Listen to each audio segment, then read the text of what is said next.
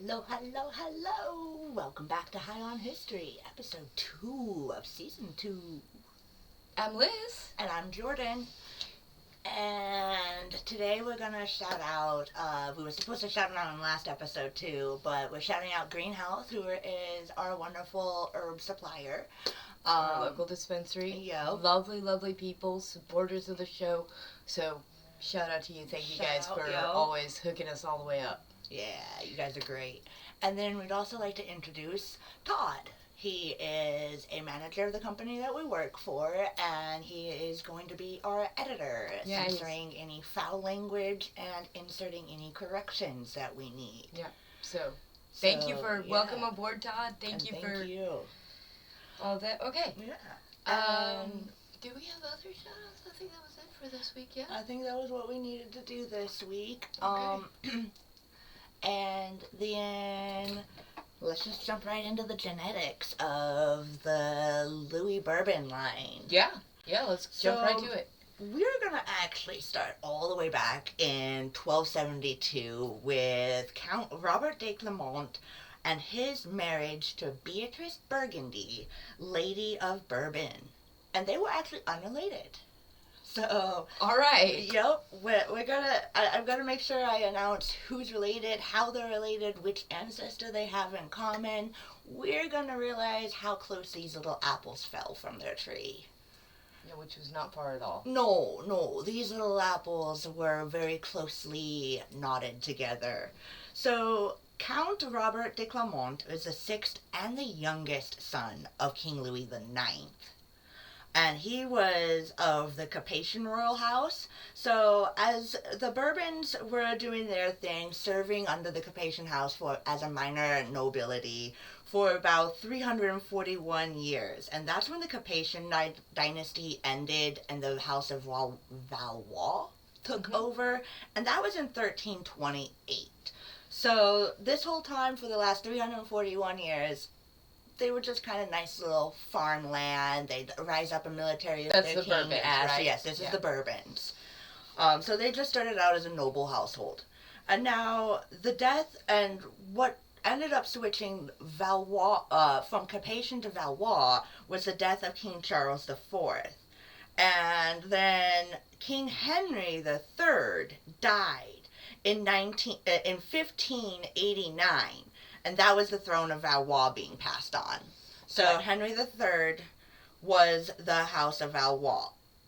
And he was assassinated by a friar named Jacques Clement, and he died childless. His brothers also died childless. So there was no Valois to take the throne as a direct line. And that's how the House of Bourbon finally got their shot at the throne.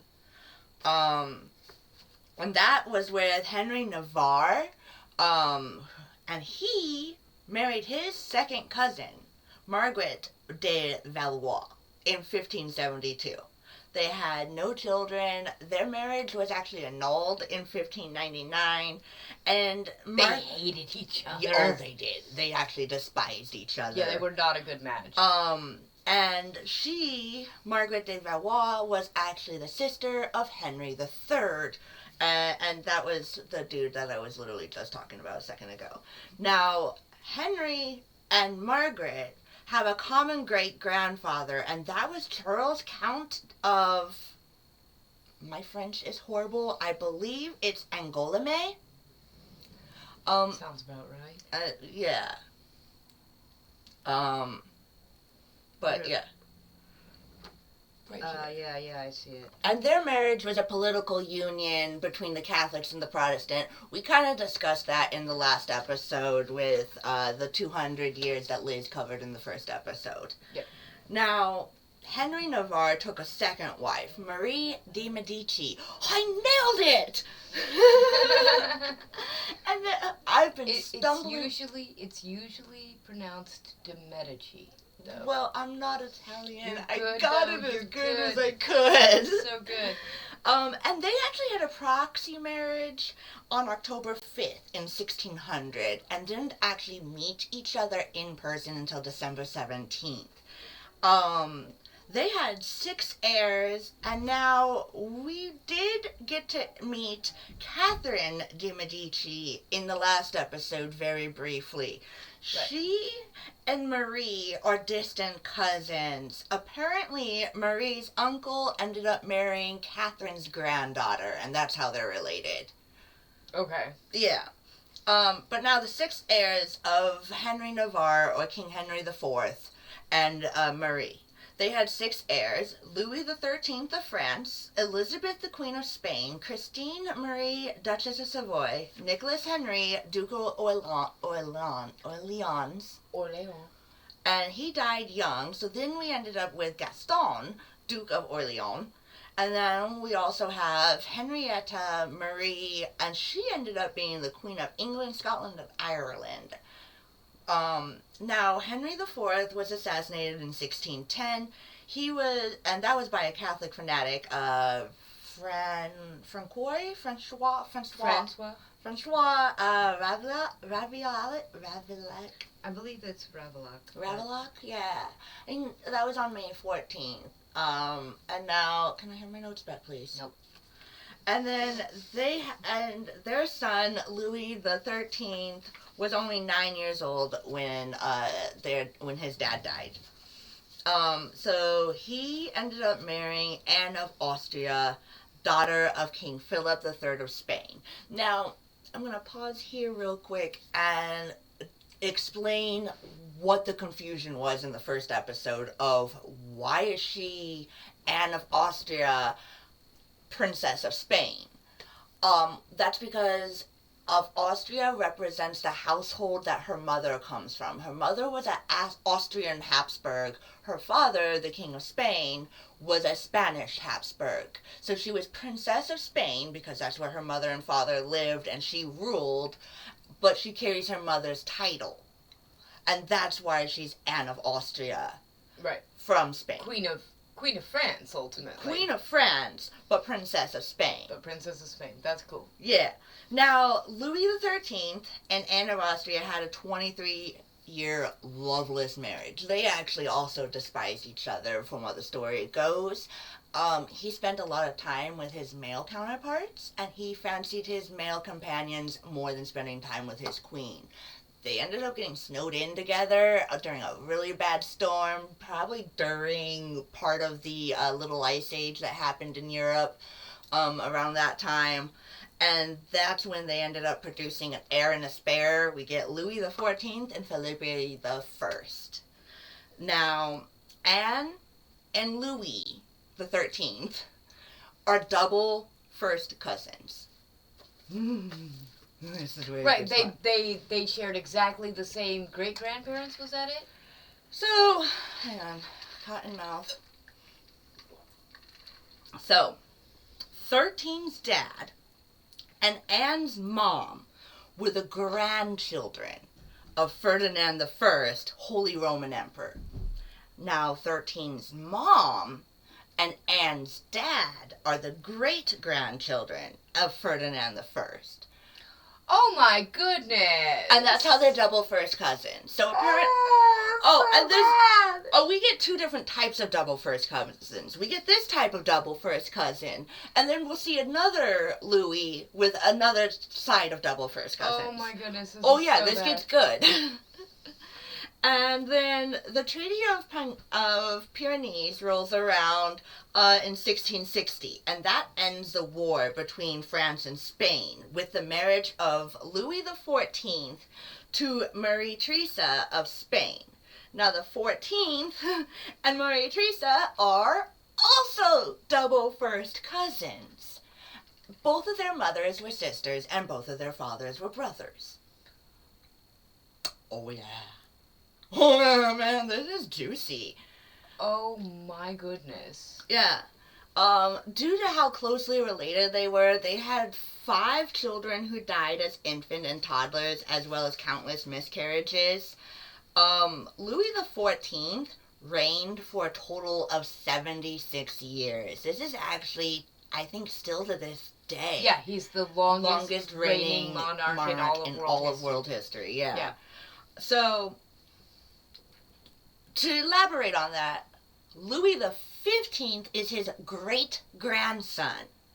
So Louis the 14th's son, I will call him the Grand Dauphin, was born in 1661, and he died in 1711 from smallpox.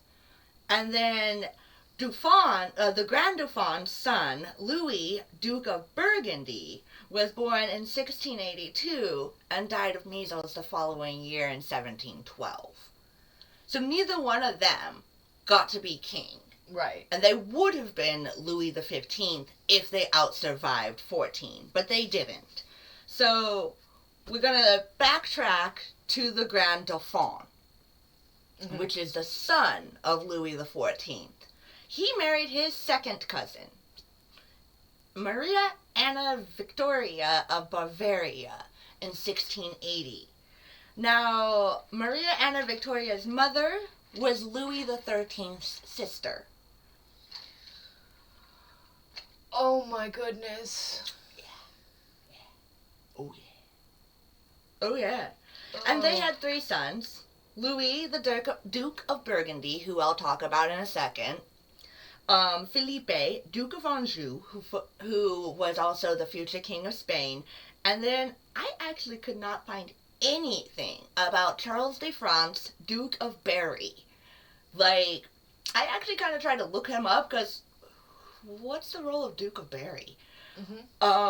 So I couldn't actually find anything. Oh, interesting. Yeah. Maybe I'll take a gander too. Maybe we can fill that gap in at some point.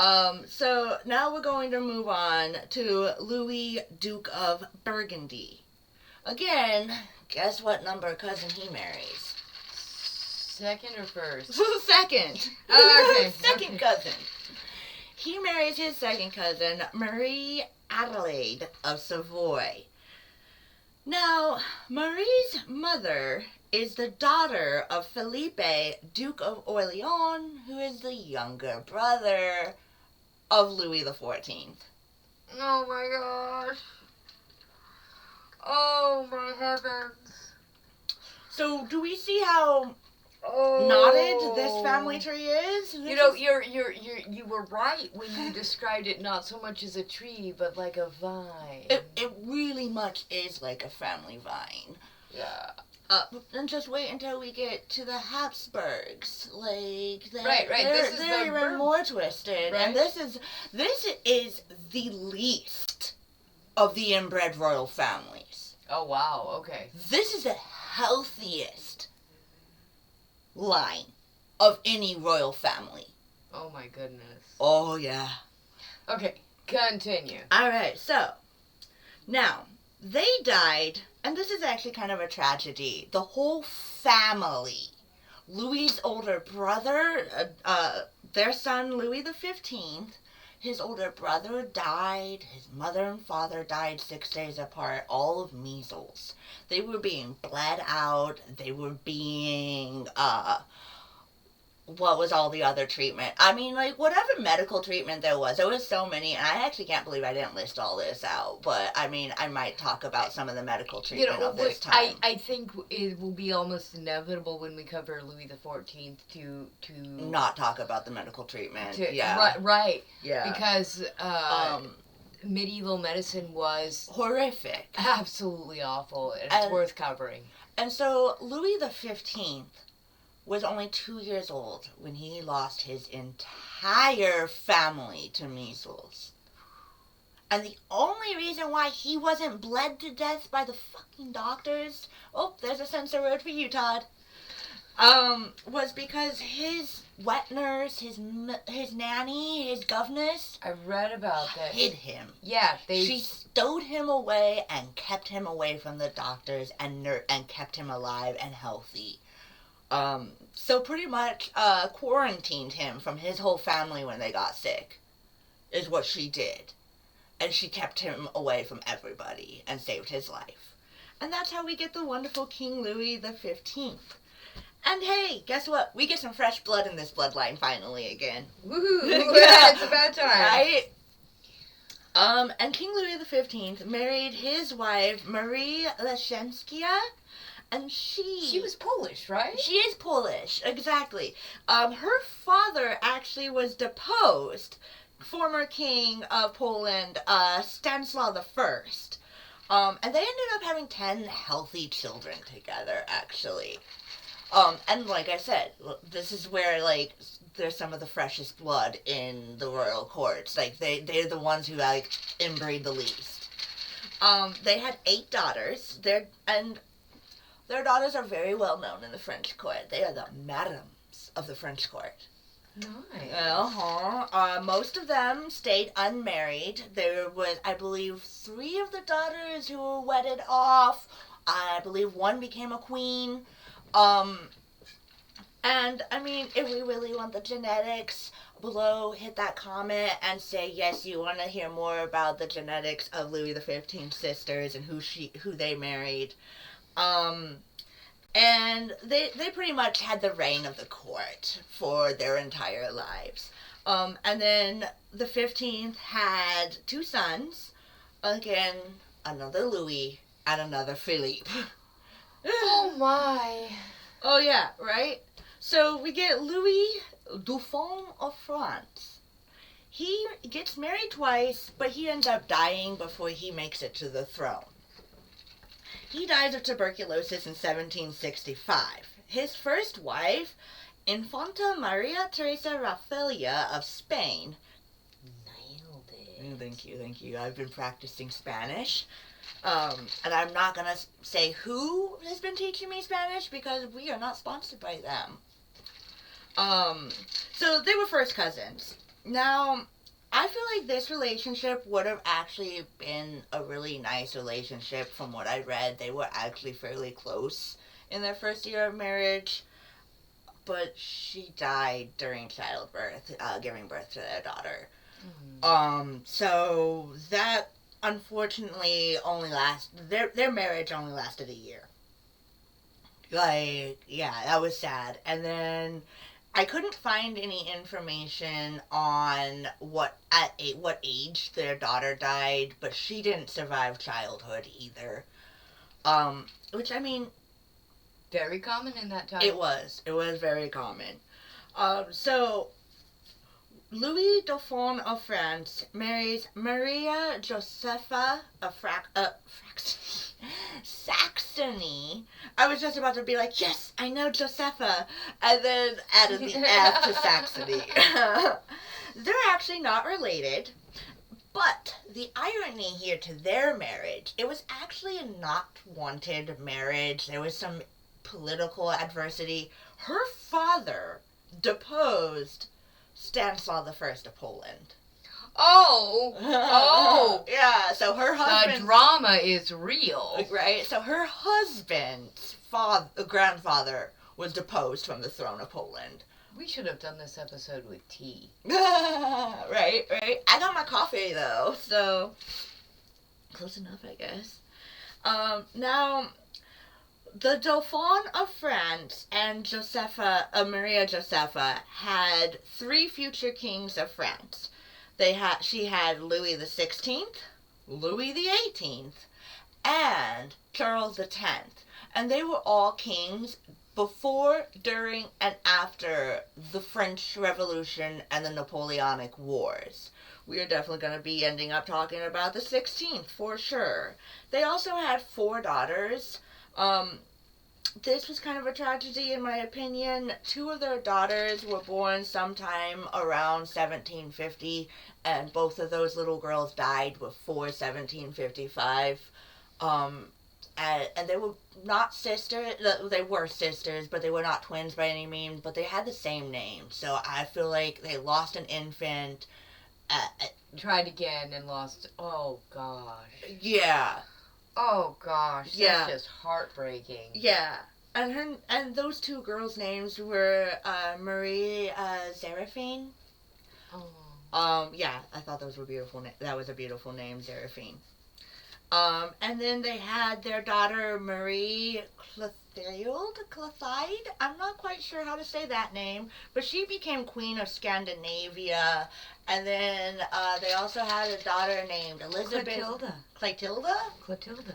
That's what I've been stuck on that name for weeks. And then their daughter Elizabeth was guillotined during the Revolution in 1794.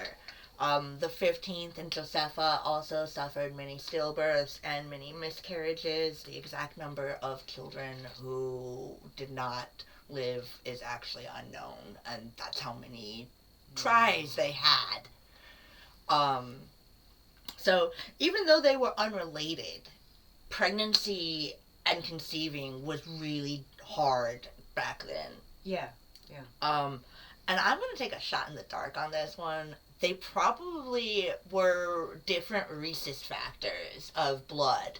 So a lot of miscarriages and stillbirths that would happen today, there is now actually a vaccine that a lot of pregnant women have to end up getting because their blood type doesn't match their babies because of the positive or negative factor.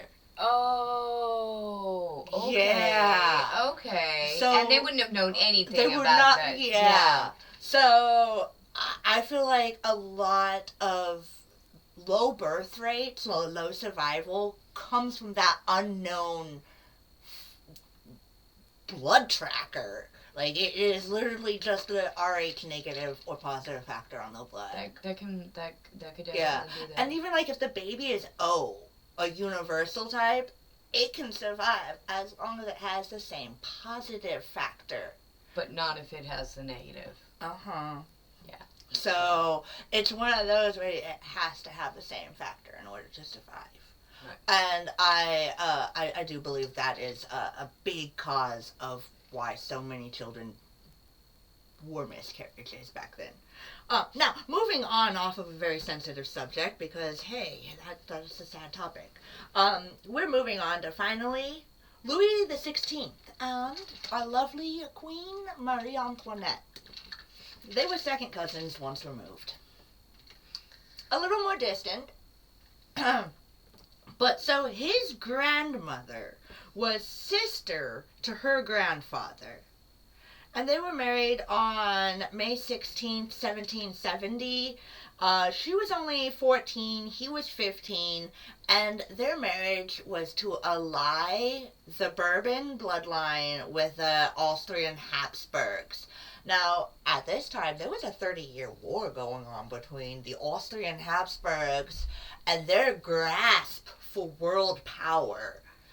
And the Bourbons being like, oh shit, we in the middle because we got the Spanish Habsburgs to our south and we got the Austrians to our north. We stuck in the middle. So they decided to try to align with the Austrian bloodline, so they stopped the war. Which it actually did work for a little while. Briefly. Now, to kind of actually discuss the causes of inbreeding, because I didn't actually talk about the specific illnesses and ailments. The Bourbons didn't have the deformities the way you see with the Spanish Habsburgs. Now, the Austrian Habsburgs did have a little bit of a protruded jaw, and they were definitely known to be deformed, and having that, what is that actual jaw called? Maxilla mandible or something. I don't remember. I should have looked up the scientific word for it. But the Bourbons were known for their cherry red button nose. They had a really just round circular nose, and it didn't cause any breathing problems. A lot of their problems were mental retardation. They would be dawdling. They would prefer to be playing with chemistry sets or off playing with toys. There was one of the Louis that would actually have action figures that he would play around with while everyone else was discussing what to do with the kingdom. Oh my goodness. Oh, yes. So we're talking about kings with a mental capacity of probably a 5-year-old. And I'm giving them the benefit of the doubt because I didn't live in that time period, nor would I probably have even been associated with these kings. Right. So what happens with inbreeding is it increases the child inheriting identical genes from both the mother and the father. Now, the way we don't get these deformities is because our mother's gene usually compensates for the father's recessive factor.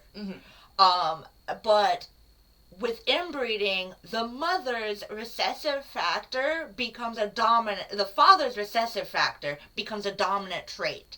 Because it's shared with the mother. Because they keep crossing in with each other. Right.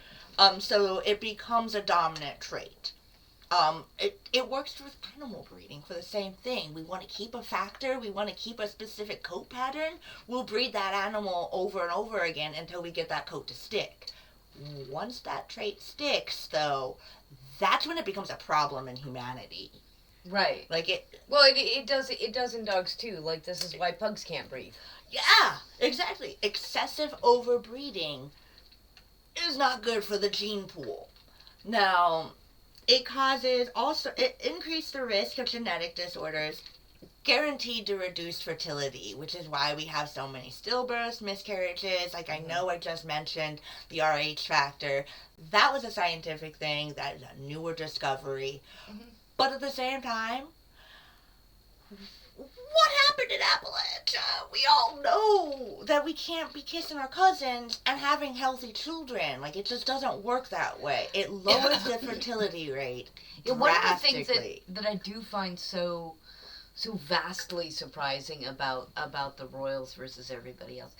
And the average farmer in the 1400s knew how to breed his sheep. Yeah. We knew that inbreeding caused problems in our lives, but apparently the royal family just couldn't fathom that this might also apply to them. I actually speculate that they do know, but they didn't care because they were appointed by God himself. They were divine rulers of France. Yeah.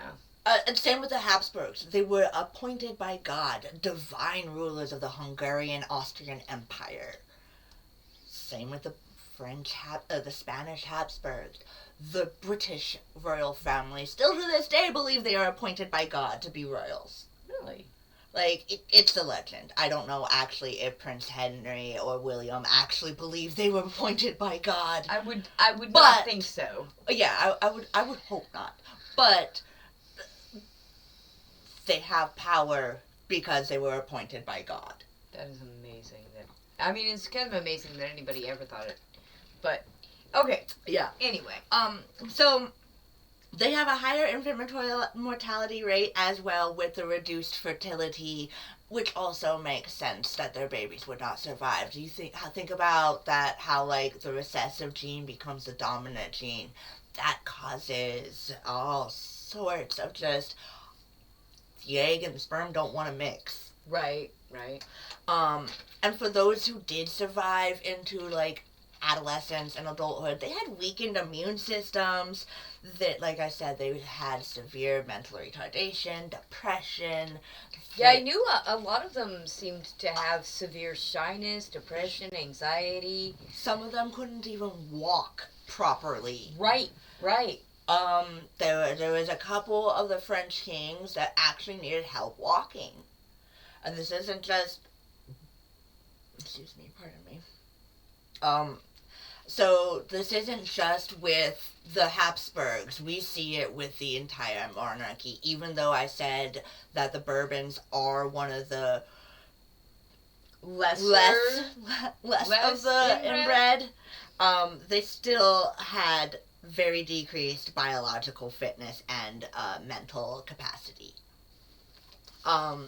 Now, I already talked about the Bourbons. I talked about their nose. They suffered. I mentioned Charles of Spain and then Charles. Okay, sorry. I actually got a little ahead of myself on some of that tangent. I did that too yesterday. Yeah, which means we are actually pretty much, after this card, I am done with my segment.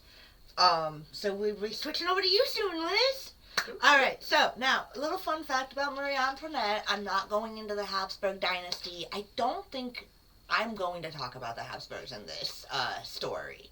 I might mention a little bit more about them when they're important, but I don't think we're going to actually go into their grapevine.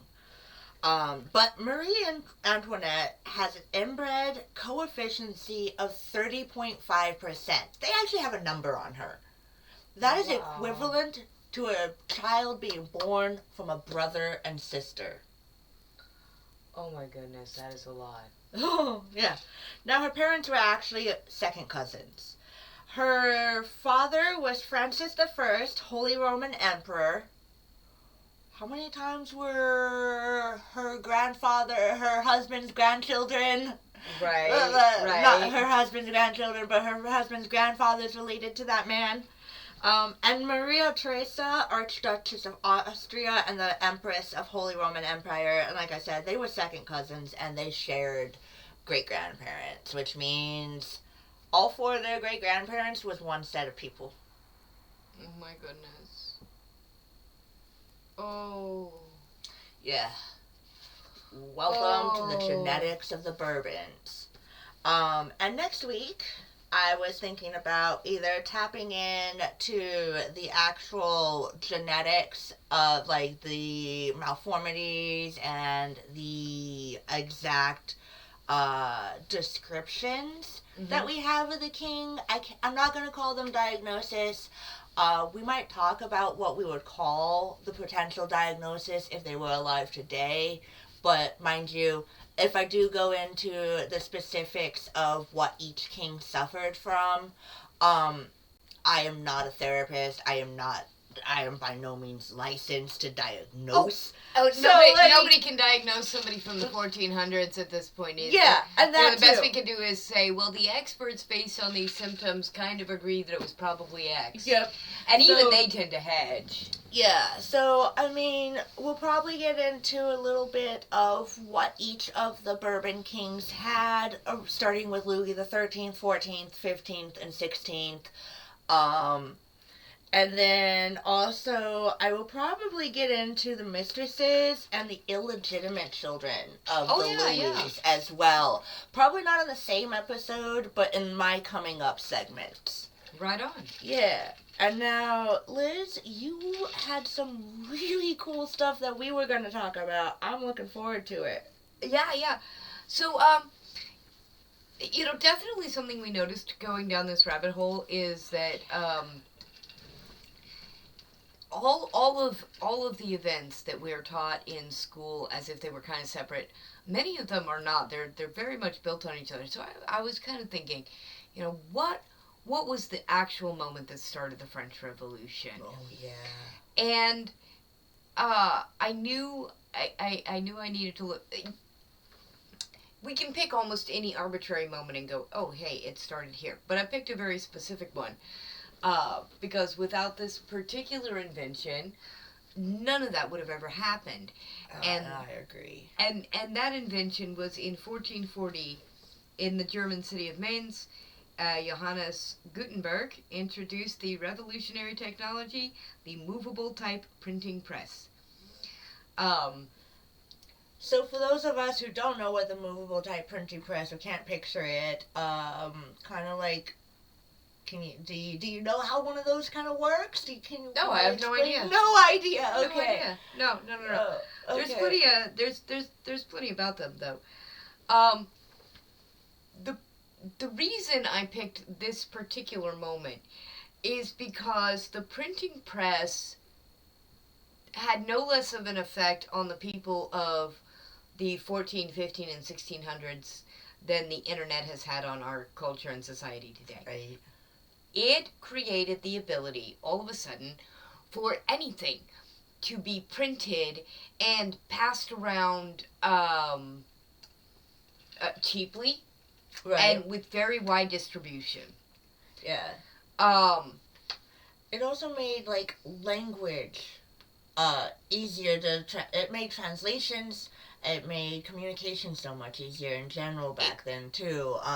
People were being able to become more literate because of it. Yeah, absolutely. But The big blockbuster was supposed to be in 1455 when Gutenberg prints off several Bibles. And then the printers realize right away that the Bibles aren't selling. So they start creating pamphlets. Pamphlets. Yeah, absolutely. And in a way, we can think of them as the memes of their day. So they had drawings on them. They often had phrases on them, like, you know, what was that thing that the French used to say? Something fraternity, Oh. Egalite, liberté, égalité, fraternité. Something like Something that. like that.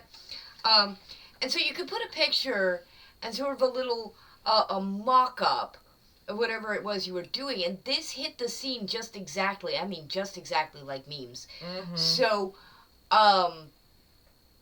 anti-Catholic sentiment starts going around in these pamphlets, and the Pope is shown like a goat-headed devil, and then pro-Catholic stuff goes around showing the Huguenots in a terrible light, and on and on and on it goes. Mm-hmm. And in a very significant way, it kind of immediately, I mean, not immediately because the 30 Years' War didn't start in 1455, but it has a really direct effect on the polarization of people who had been basically fine living together, but now all these pamphlets are going around, and it's really all this libel going around.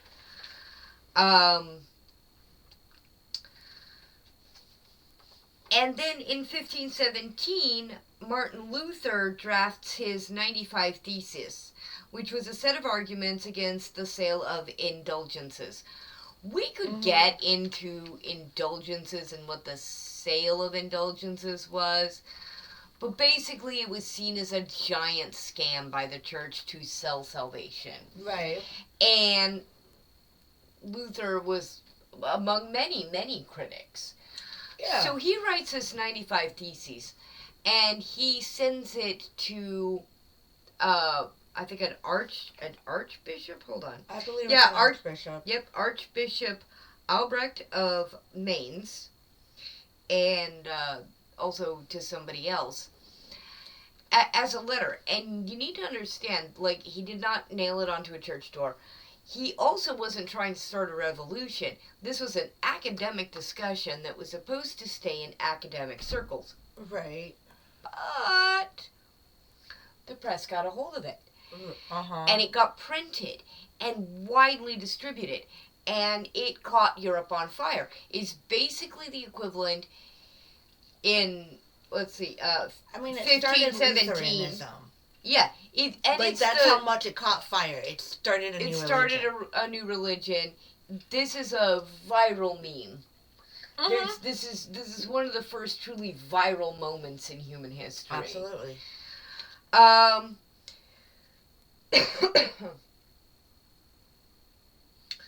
So, like I said, it started the wars of religion.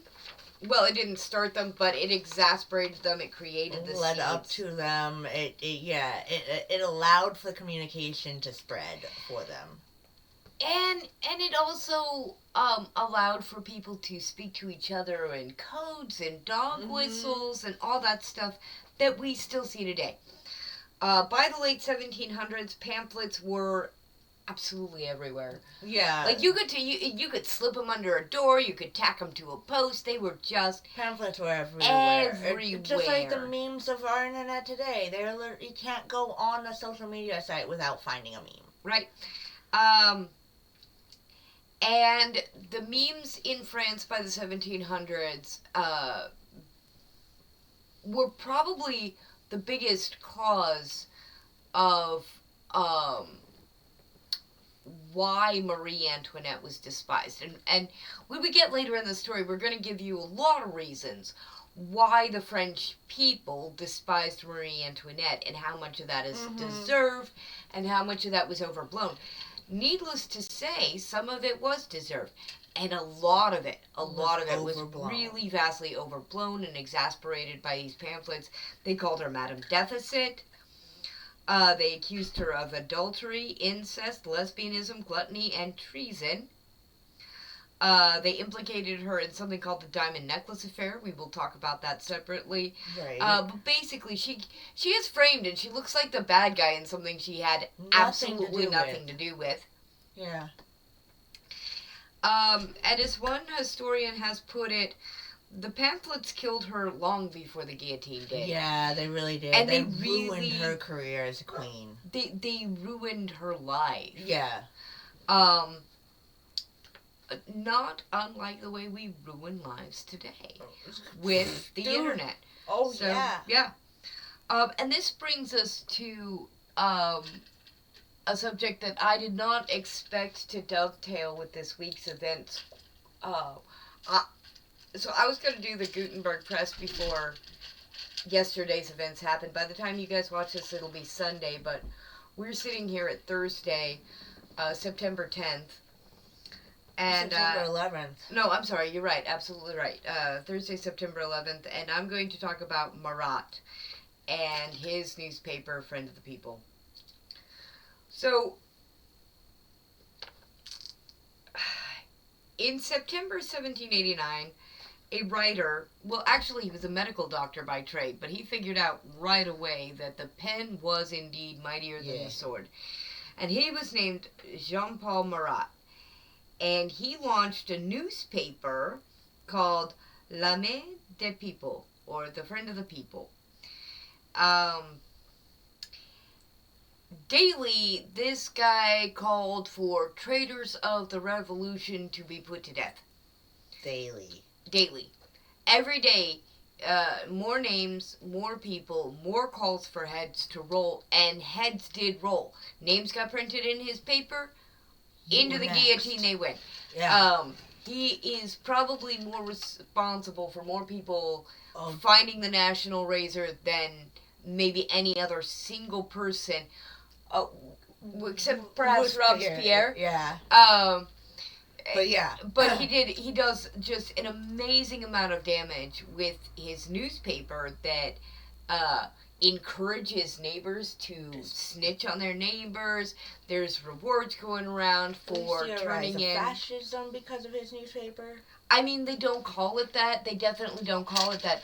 Yeah, but the revolution has lots of elements of proto-fascism in it, and the way he used propaganda was very much on that level. Scale, yeah. His words helped justify the September Massacre of 1792.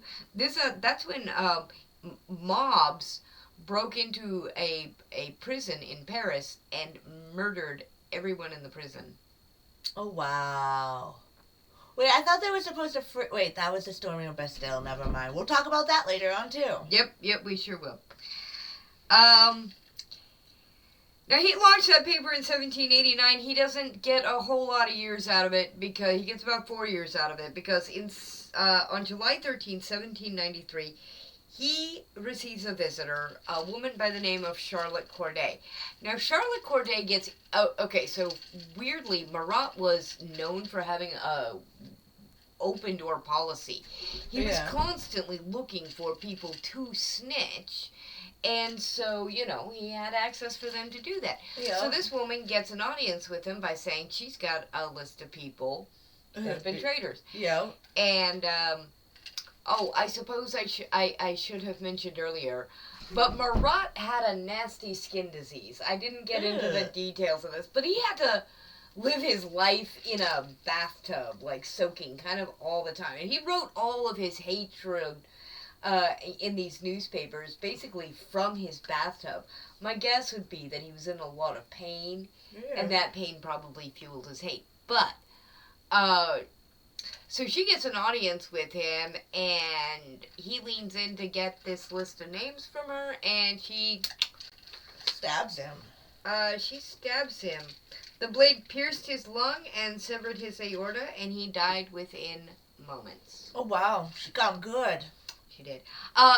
She was also seized, pretty much. Of course. On the spot. I'm sure he had guards and stuff. 4 days later, July 17th, 1793, she was also put to the guillotine. Oh, wow. I did not wait for her. No, they didn't. And she went to the guillotine absolutely, okay. Unremorseful. Unremorseful. There is I realized a couple of weeks ago while we were still studying before we'd gotten started again. Yeah. You know, there are no heroes in this story. None. There are no heroes in the French Revolution. There are only shades of villainy. And Corday is one of the most interesting shades of that villainy because she goes to the guillotine convinced, and she actually says this, like among her final words are, now France can have peace. Yeah. She's convinced that killing Marat will stop this onslaught of vitriol in the newspapers, and people will stop finding their way to the National Register. And she could not have been more wrong. Let's be clear. So first, she's a murderer. And yes, she murdered somebody who murdered people. The fact that she did it with a knife and he did it with a pen doesn't make him not a murderer, but it doesn't make her a hero. Right. And then right after this, Marat is instantaneously canonized. Streets and buildings are named after him. He becomes Saint Marat. He becomes a painting. He becomes a martyr. He's up there with Jesus in the eyes of the French people. In fact, as that anti-religious fervor starts hitting the revolution, we're going to talk a lot about that. Marat becomes the new Jesus in their iconography. I mean, really, he does. He really does. And the newspapers don't stop. The terror doesn't stop. In fact, if anything, it goes exactly in the other direction. It increases. It increases significantly.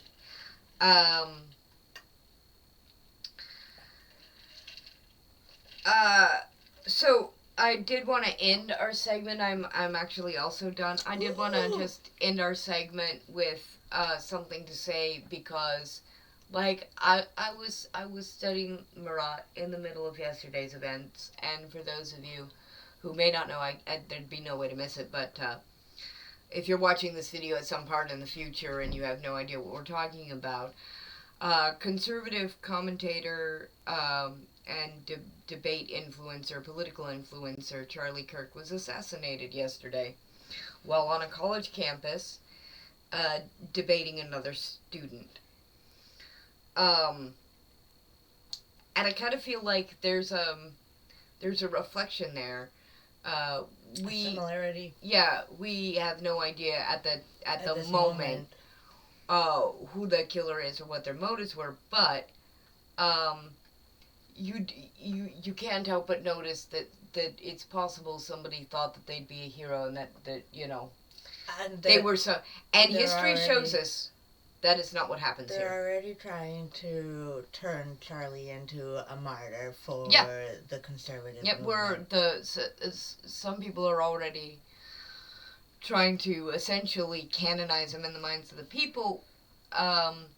So I do just want to say this last little bit, and then we will be done for the evening. I'm sorry it couldn't be on a happier note. It's been a weird week. It's been a weird week, yeah. If the events of yesterday should teach us anything, it's that history does, in fact, loop again and again. There are relevant parallels in the murders of Marat and yesterday's shocking assassination of Charlie Kirk. Both were men who used their platform for destruction and harmful propaganda. Marat was certainly murdered for his words, and the likelihood that Kirk was also is pretty high. But Marat's propaganda machine did not die with him. The terror not only did not die, it reached a new and even bloodier pitch. We learn about the past so that we can do better in the future. So, peace be with you all, my friends. And until next time, bye! Live long and prosper. And don't forget, hit that like, subscribe, share us with your friends. Yes, please do, please do. Oh, and to all our supporters who've been with us on this wacky journey from the beginning, we see you, we love you, thank you.